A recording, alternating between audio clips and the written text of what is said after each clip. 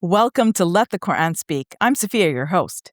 Every year, as Ramadan approaches, we start asking the same questions. What breaks a fast? What doesn't? What am I doing right? And what am I doing wrong? And how can I reap the benefits of this blessed month? We'll be looking at some of those questions now. I'm here with Dr. Shabir. Dr. Shabir, welcome to Let the Quran Speak. I'm excited to be on. Let's answer these questions, Dr. Shabir. I'm sure you have them and you start wondering about them as Ramadan approaches, and so do our viewers. So we're going to look at them. Sure. Okay, the first one is a hard one, I think. It goes like this. Do medications, inhalers, injections, or IVs break the fast? Okay. That's a lot of things. Yeah. And, it's good that we deal with all of these, but I'll try to give a comprehensive answer to this that will, in a way, Safiyyah, empower Muslims to decide the issues for themselves, because you can't always be calling a scholar and, you might not reach them and you need to make a decision at the moment, right?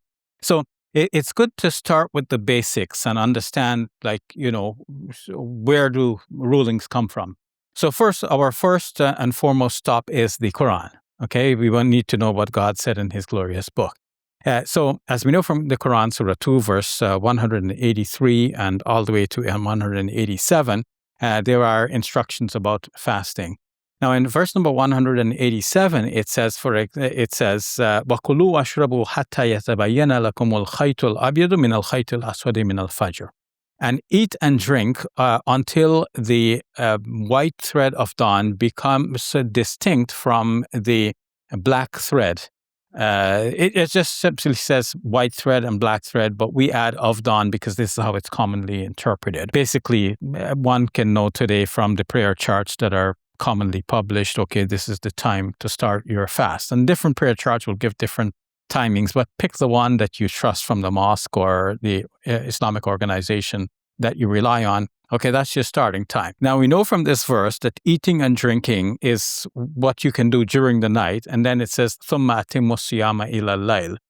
Then you are to maintain the fast until the nightfall, which will be the Maghrib time, the time of sunset, as is published in newspapers and so on.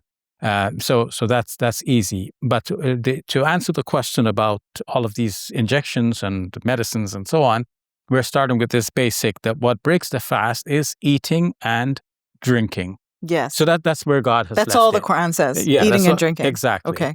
Now, so eating and drinking is prohibited while you're fasting. Exactly. Now, of course, the Quran is not our only stop. There is also hadith, but I'm not familiar with hadiths that say that, okay, taking medication is going to break your fast. It seems to me that it is by scholarly inferences that we have all of these details being worked out. So what are the inferences that scholars have made over time?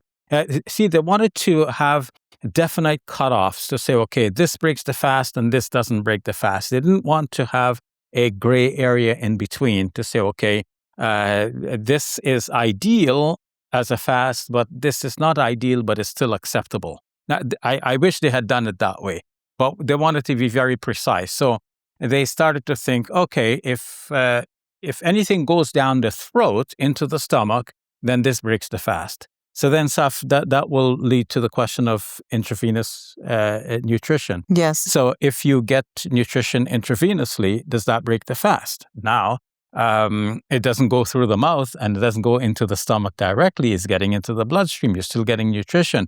But now in this case, they would say, oh, it looks like this is contrary to the spirit of the fast, because the spirit of the fast is that you're going without food and drink.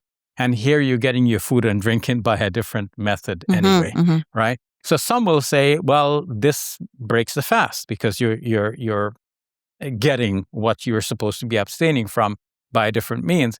And some will say, no, it doesn't break the fast because technically it does not go down in the same way that food and drink normally does in the classical situation. So here you have different opinions, and you will hear different opinions from different scholars. So what do you go with? Do you go with the spirit and say, okay, if a person is getting the nutrition intravenously, then it looks like they're not really fasting? Or do you go with the technicality and say, well, they're not eating or drinking by the usual means, and therefore it doesn't break the fast? It doesn't break the fast because they're not doing it in the usual way. I heard some scholars say, like, if it goes through the mouth, it's prohibited, and then if it reaches the stomach, it's prohibited too. So it's like the two things together, right? Yes, or yes. one or the other. And right? sometimes it's not so very clear because Okay. different scholars have reached different ways of categorizing this. So I leave it to you, the average Muslim, to make your own decision about this, which seems more acceptable to you. Either one is acceptable because they're given by great scholars. It seems to me that the one that says that you're getting the food and drink anyway, so you're not really fasting.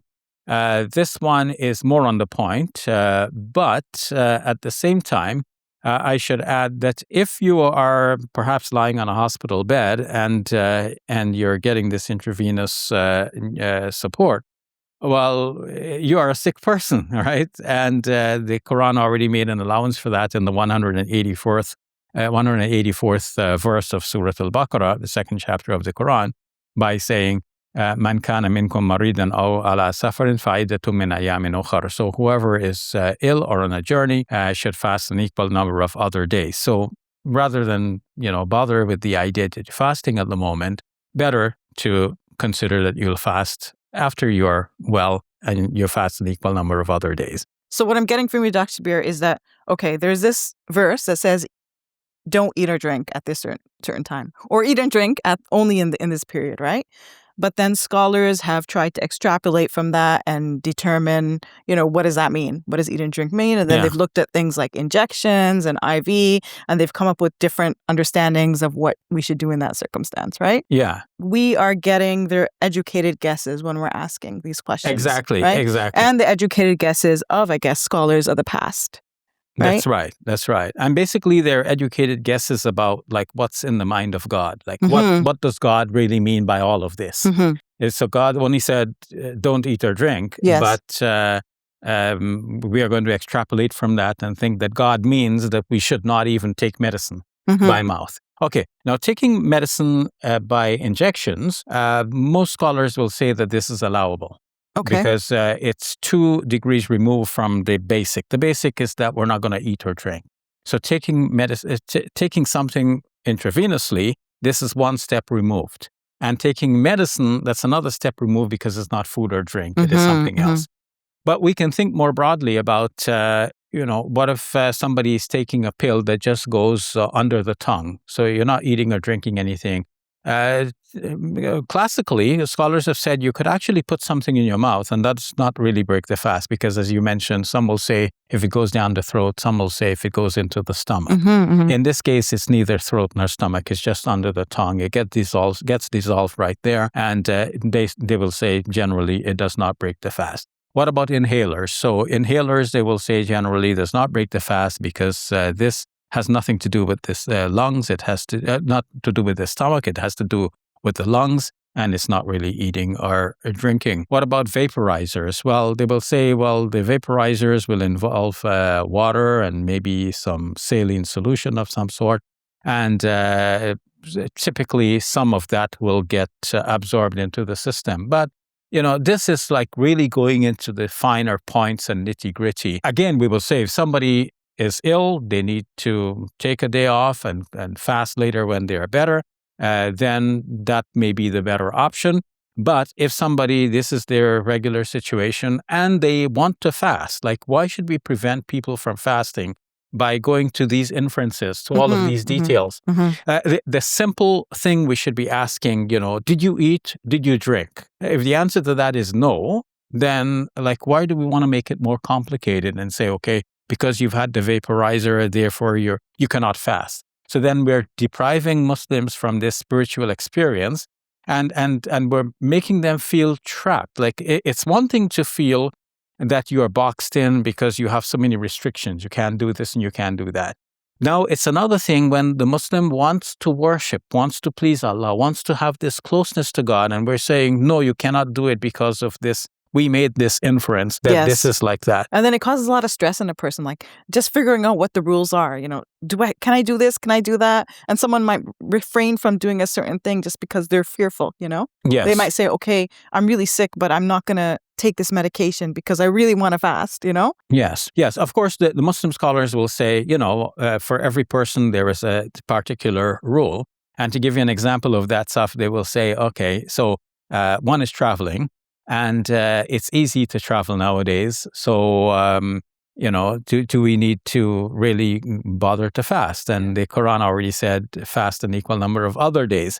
So some will say, oh, well, if it's easy for you to fast while you're traveling, well, fast while you're traveling.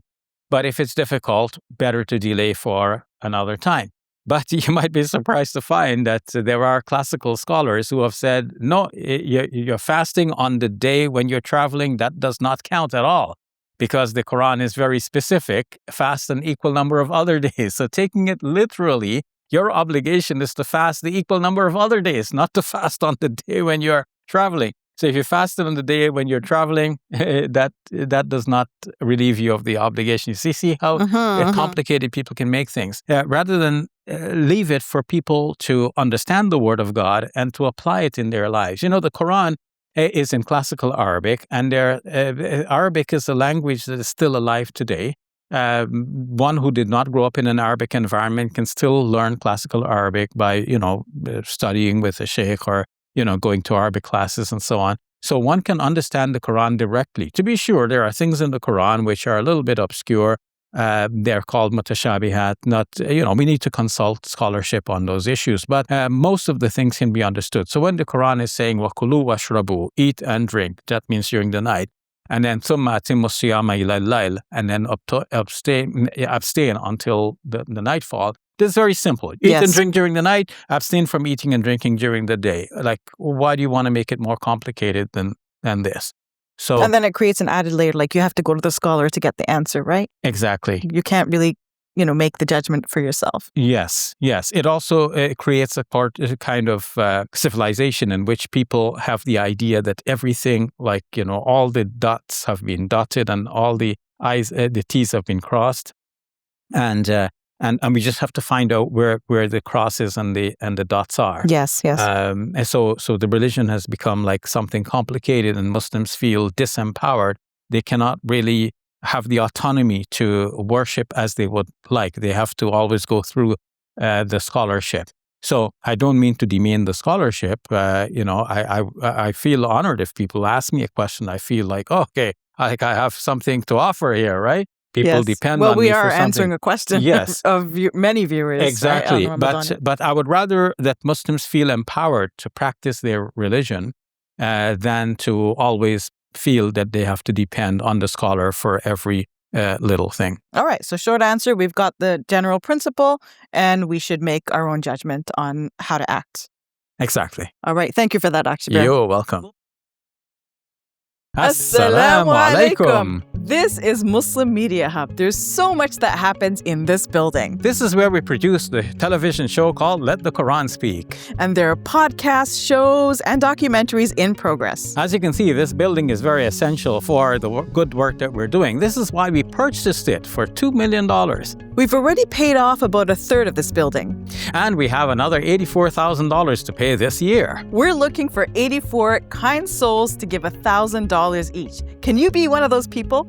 I hope you will. Or give whatever you can. Every dollar counts. Thank you, and may Allah bless you and your loved ones this Ramadan and always. Peace be with you. Assalamu alaikum and Ramadan Mubarak. Assalamu alaikum.